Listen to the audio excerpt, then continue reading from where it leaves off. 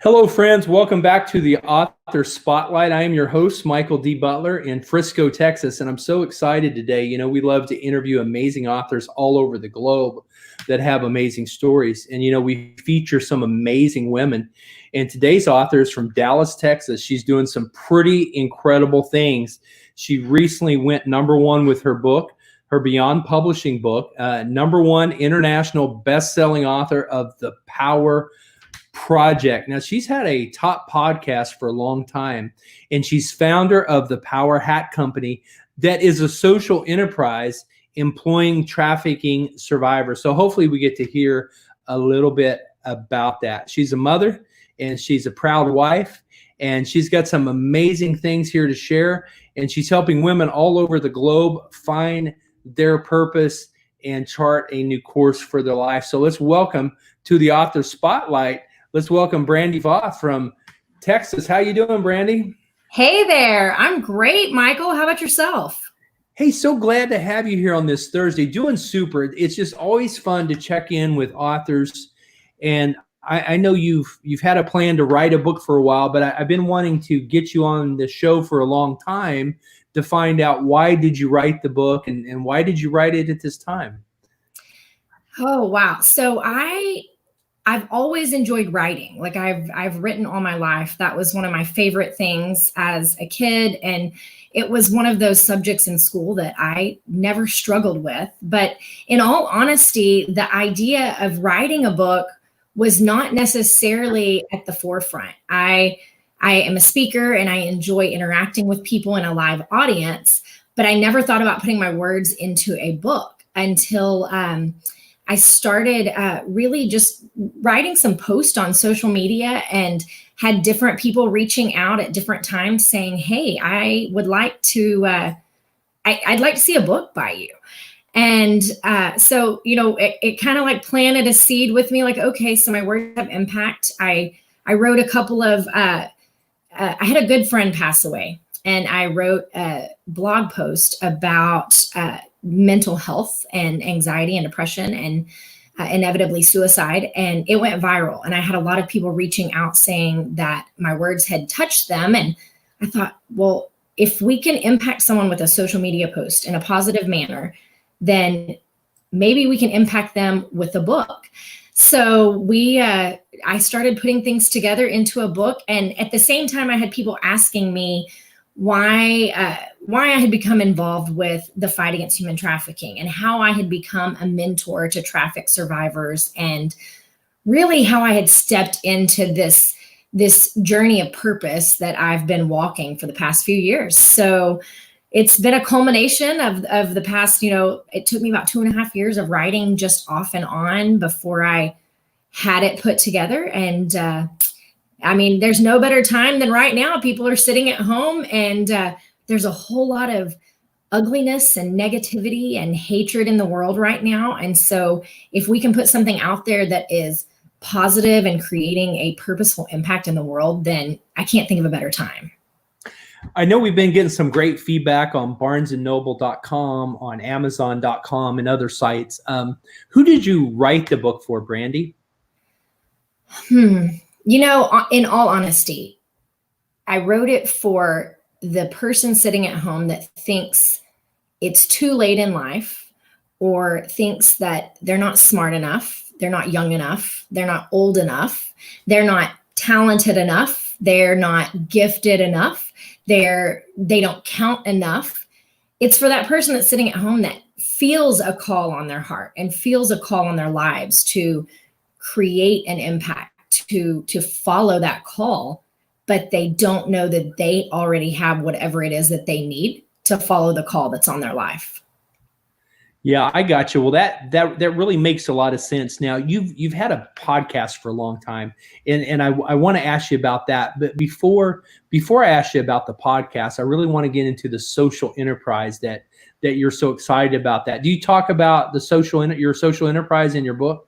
I do. I tell the story about what really inspired me to create it. So I'm going to leave that one for you guys to read in the book, as far as my muse is what I'll call it. But in the mentoring traffic survivors in the world that I'm in. I teach a business class weekly. It's a life coaching and a purposeful business class to help these survivors realize their gifts and their talents and their skills and prepare them for job interviews and the application process and how to present themselves to the world. And in that, the recurring problem that we see time and time again is the fact that they are taking all the steps and all the strides to turn their lives around, but they're faced with obstacles when they try to gain employment. Because the majority of traffic survivors have a criminal record, and that is something that we are working diligently. I know that in Texas, Governor Abbott's office is working for the victim advocacy, but the majority of them have a criminal record. And an incarcerated person has a 27% higher unemployment rate. And it's been said that, a person with a criminal record has as hard of a time finding a job as someone did during the Great Depression. So now we couple that with the current economic crisis that we're all facing. And it's harder than ever for these people to find gainful employment. So I've known for quite some time that I needed to create something. My husband and I are serial entrepreneurs. We love starting businesses and running businesses. And so I knew that I needed to create something where we could give an opportunity to the women that I work with. And it needed to look like some type of job that they could do, whether they're here for 1 month or 1 year, and something that they can do entry level. So I love hats. I've always loved hats. I was going to ask you about this hat. I think there's probably a story behind this hat, right? So this is one of my hats. This is the Power Hat Company is the company. So we manufacture the hats. The bandanas are hand-woven ICAT bandanas from artisans in Guatemala. And then the leather bands have stamped words on them that the residents that are in an aftercare program are able to stamp. We've had some community members that have come around and offered mentorship to teach leather stamping and leather tooling. And so you pick your word. We have a list of words on the website, and basically it would be what your called word is. So mine is ambassador. I'm an ambassador of truth. I use my voice to tell the world whatever it is that God tells me to tell them. But yours may be warrior or overcomer or enough or survivor. So there's a whole list that you can choose from. And it's not only is it providing employment to traffic survivors, but we have an affiliate program with all of the organizations that we work with that through their own personal links, they're able to promote the company, and then they get 15% of all sales off the top, which comes out to about 50% of proceeds on any hats that they sell.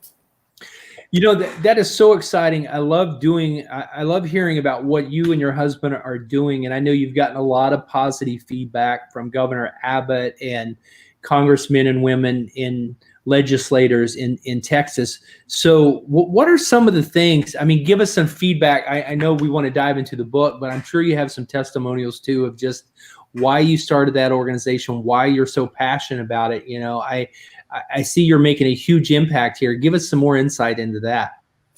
Sure. So oftentimes I get asked, why human trafficking, why sexual exploitation and trafficking, do you have personal ties to that? And in all honesty, it was a billboard in Australia that mentioned, and you can read all about this in the book. I'm going to walk you through the journey of me really discovering my call.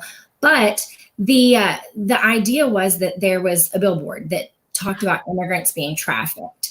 And in my mind, I thought this was an Australian problem. But obviously, when I got home, it really kept coming up to the forefront over and over again, this trafficking term.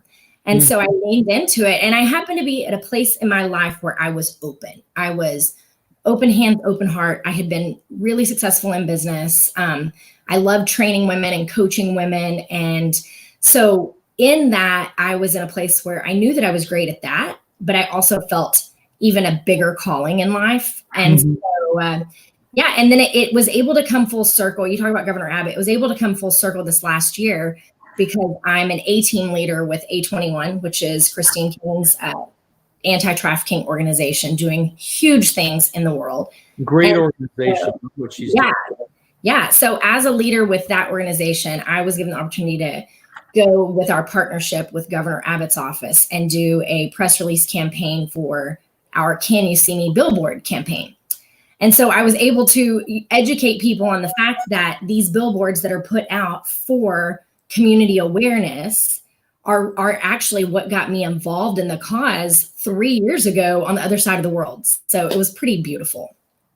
Yeah, I mean, God has a way of bringing you full circle and using your entrepreneurial talents. I know in a past life you were a top salesperson at an automotive dealership, and you were basically selling the men under the bus and writing more business there. And what was the switch from really? I know you're a mom and a wife and all that good stuff. What was it for you? Did you just want to focus more time on this social enterprise that you're doing? Is that what the calling you had? So I was a Ford saleswoman back before I married my husband, and I was born to sell. Like, I love selling, and anyone who comes in and tells me that they have a problem with sales, I'm like, you're selling something every day and you're consuming something every day. Somebody's got to do the job, right? And so I love sales, and I took 10 years off to be a stay-at-home mom.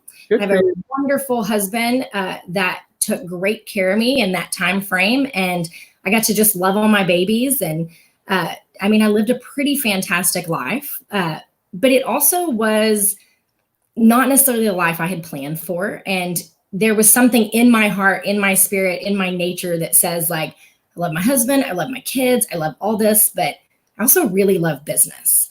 Mm-hmm. And so when our youngest went to kindergarten, it ended up that I had to help my husband with a business of ours that we were working to turn around, that we had just made some poor decisions with appointment within the company. And so we had to jump in and kind of, pull our boots up and go to work and dig it out. And through that process, I came out of that into a skincare business. And it wasn't a business that I planned on working. It was a business that I thought I would just use products and get a discount. But then it sparked something in me. And I was like, oh, I have something of my own, after 10 years. Like, I love that my husband does great at making money. I like making my own money.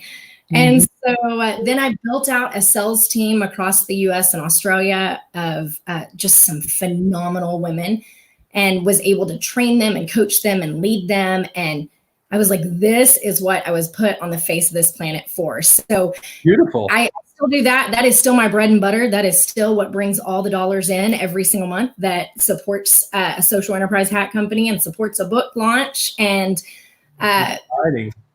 so we didn't start the hat company because we needed another business, because it's like number 6 of the businesses that we are partners in or running at this point. Uh-huh. But I just didn't have a business that was a good fit for employing the women that I work with. I needed something that I could tailor to them. And I kind of wanted the inside deal on some really cute hats. Well, yeah, you definitely have some beautiful hats. I think you're coming to speak at our event, the Beyond Publishing event at the Kentucky Derby next year, which got delayed this year because of COVID from May to September. So block it out the first Saturday in May of next year with Dee Dee Cox. She'll be our host there in Louisville. So we want you and your husband to be a part of that. And we want, of course, you to feature the hats.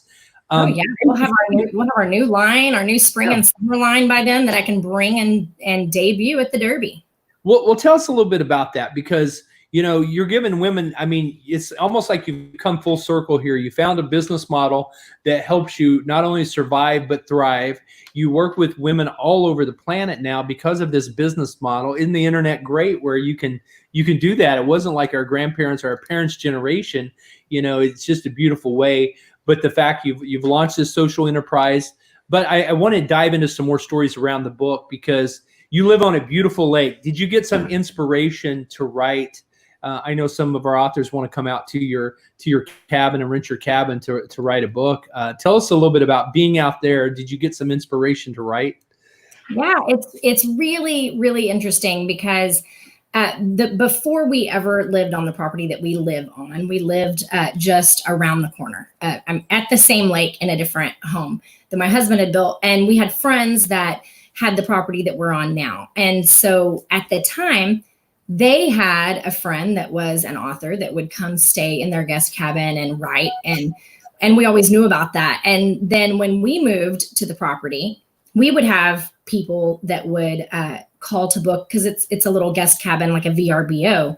And they would call to book it and say, you know, I'm writing a book. I want to book it one weekend a month for a year while I'm writing this book. And they would come and write. And the great thing about the cabin is there's no Wi-Fi, there's no cell service. So you don't get distracted by your notifications or anything while you're writing. It's very peaceful. It's by a creek. There's deer that roam. We have turkey that roam. I had a peacock in my backyard the other day.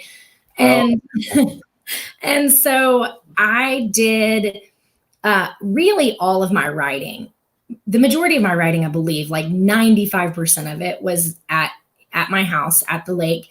I have a great perch that overlooks the lake, so I could sit and write, and my kids would go to school and I would drink some coffee and just get to writing. And for some reason, Fridays tend to be my writing day. I think it may have to do with the fact that the beginning of the week has all of our chores and all of our errands. You know, you need groceries, the house is dirty, the bills need to be paid, everything's on Monday.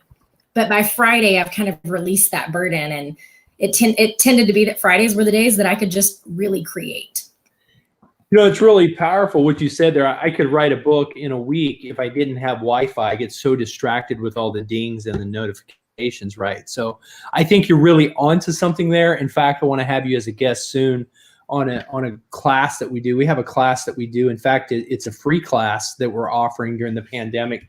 We've got a new one starting up August 7th. So it's about halfway full. The first 10 people are free. So just go to writebook60days.com. And Brandi, I want you to come on there as a guest and kind of share.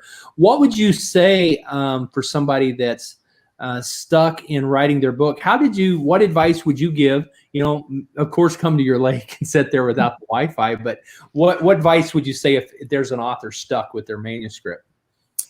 So I think that we don't get stuck because we're lacking content.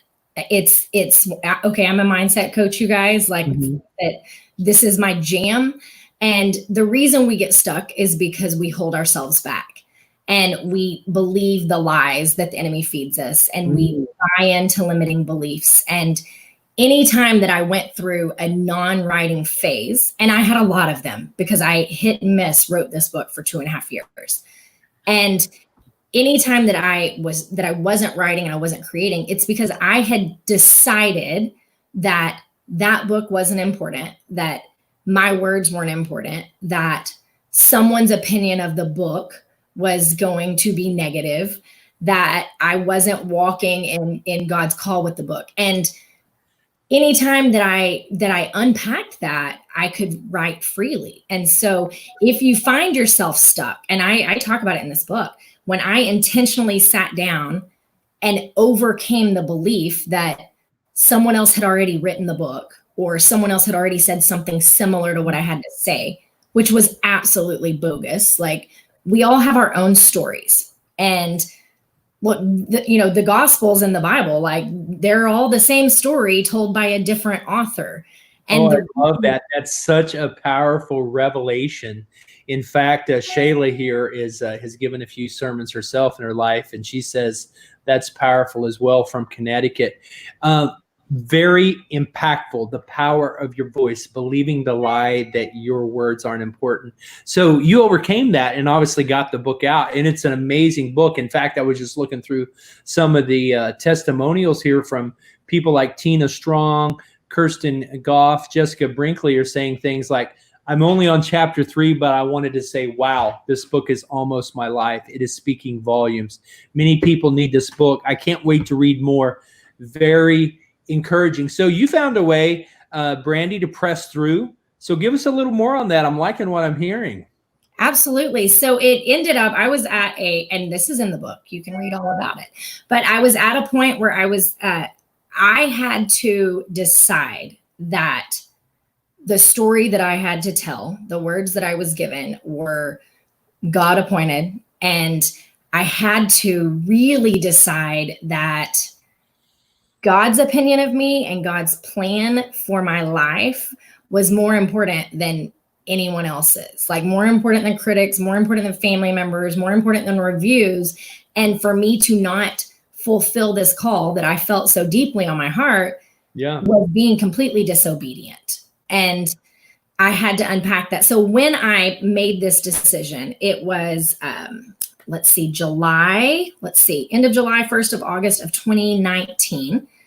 And I gave myself, the book was most of the way done at this point. I mean, we were probably 60% done with it at that point.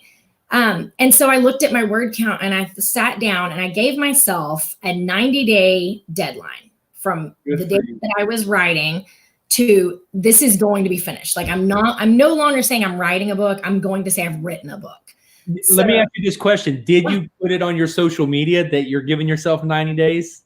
What I did is I have a journal that I set my goals, my intentions, my gratitudes daily. Right. And so I wrote there on my deadline of my one thing I was going to do. I put my deadline as my one thing. I think I did probably snapshot you made it that. public. You at least told your family and those around you. Yeah. So I think I did share that to my story. And then I just worked backwards and I looked at if I have 90 days and I have 25,000 words I need to write or 30,000 words I need to write, because I had it in my head that I was shooting for 75,000. Just because I don't know, some of my favorite authors, that's about what their books were. Mm-hmm. And so I just worked backwards and I decided how many words do I need to write per week in this 90-day period. And if I skipped a week, then I needed to double it the next week. And how fast can I write? How many days do I need to write? And didn't know how I was going to wrap the book up. But you'll see when you read it that God really beautifully orchestrated that for me when I was sitting at the end of the book trying to decide how I put a bow on it. Hey, you brought up a very powerful point, and that was the accountability factor, giving yourself the 90-day deadline. Give yourself a deadline. I remember when I ran my first marathon a few years ago, my running group was my accountability group, and they drug my butt out of bed at 5 a.m. Saturday morning when it's 20 degrees and across that finish line on those long runs preparing for that 26 miles. So being in a writing group and setting a deadline for yourself. But you said something very powerful I want to ask you about, Brandi, and that is family. Do you advise people to get feedback from their family or not? Is that beneficial or not? It depends. This is I was really, so for starters, I think that if your story involves your family, which for me, it involves my husband, it involves my mom, my dad, a lot of family members. If it involves others, I think we have to be really intentional about making certain that we're sharing our own personal story, our own personal experience, and we're not sharing anything else that belongs to someone else. And because like I said, we all see the world differently, right? So we're telling it through the lens that we've seen it. Now, I didn't get feedback from family. I only got feedback from my husband. He's not a reader. He's a machine brain, kind of guy. He doesn't enjoy reading. And so he laughed and said, I guess since I'm in your book, then I need to read this before it's published. So I think he wanted to make sure I didn't throw him under the bus anywhere. So well, that's a very balanced way to say it, because I got to be honest, I've seen some new writers really get crushed because their family weren't safe, right? Mm-hmm. We understand, through modern psychology and boundaries that you've got safe people, you've got toxic people. And if your family's toxic or not a strong support, obviously your husband's in your corner, he's on your team, and he's going to be objective but also supportive.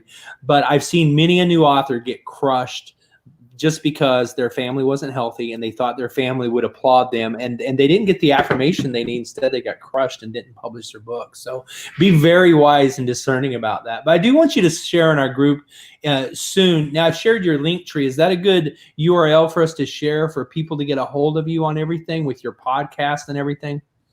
Yeah, I think, I believe I need to do some updating on that over there because I've been in the midst of, launching a book and a hat company. So I probably need to follow up. I am like a mighty team of one over here with good for you. One college age assistant that helps me as much as she can, but she's got as many projects going on as I do. So, the Linktree thing, you can find just about anything you need over there, I believe. The Power Project podcast is on any platform that you listen to podcast on. And you're going to get some business coaching from me, some mindset coaching from me, and then a lot of interviews with really incredible women.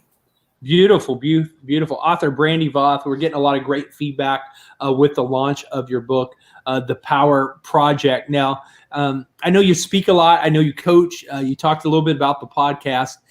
What's one of your favorite topics in the book, or what's been one of your chapters with the greatest feedback? Give us a little insight on what people are going to find when they go buy your book.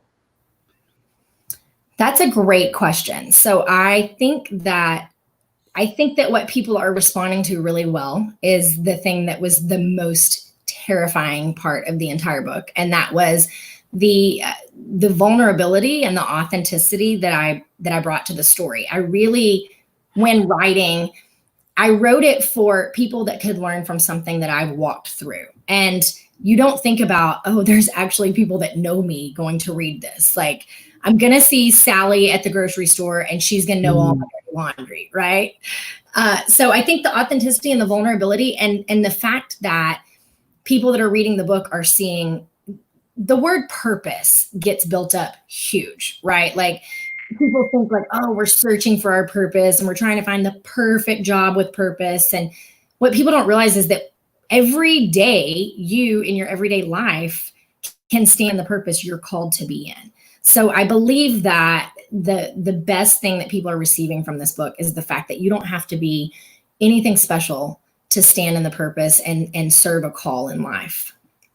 Brandi, what's the best way? I want to thank you so much. This has just been phenomenal. We're going to have to circle back and do it more. And tell me, what's the best way for people to get a hold of you if they want to book the writing retreat on the lake, or if they want to find out more about you or follow you or get a hold of some of your coaching tools?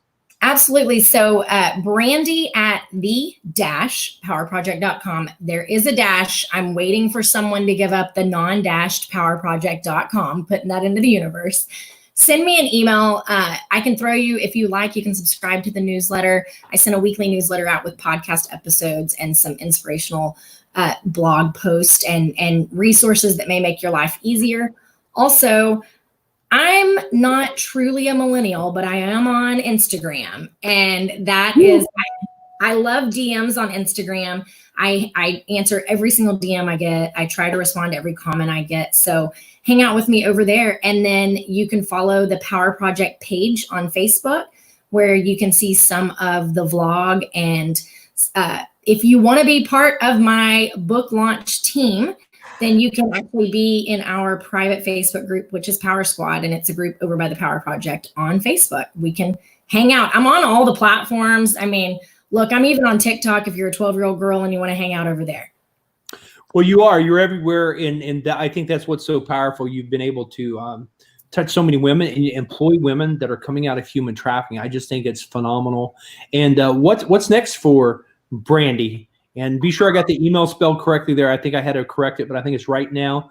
And you're phenomenal. You're just doing amazing things. I know you're very prolific. What is next now and coming up 2021? And you've got a group of powerful women that can help you launch the book. And kudos, you went #1 on Amazon. So for a limited time, you can grab the ebook at the promo price. That price is going up, so grab it now.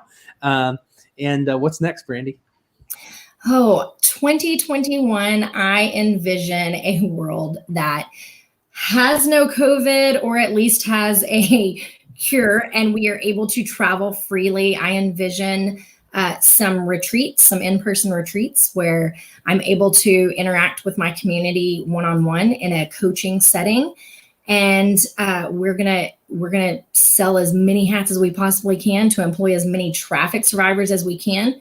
We're going to continue speaking out and raising awareness about the travesty of human trafficking, whether that is in virtual events or in person. Please, dear Jesus, let it be in person. And 2021 should hopefully see maybe a second book, being brought to the table. It's kind of like having a kid. You have one and you're like, oh, I don't think I'm ever going to have another one. That was such a process, right? Like, but you get them out of diapers and then it's like, yeah, this is great. Let's do it again. Let's go ahead and do it again. So, the book is out into the world. It's been birthed. And now I'm like, okay, maybe I go back to writing again. Well, congratulations. We're definitely going to circle back. Brandi, thank you so much. We've ran the clock out and look forward to hearing more from you. And seeing you on the stages of the world. So thanks so much for taking time out of your busy schedule to be with us on the Author Spotlight. Thank you, Brandi. Awesome. Thank you so much for having me. I appreciate it. You bet. Hey, great interview.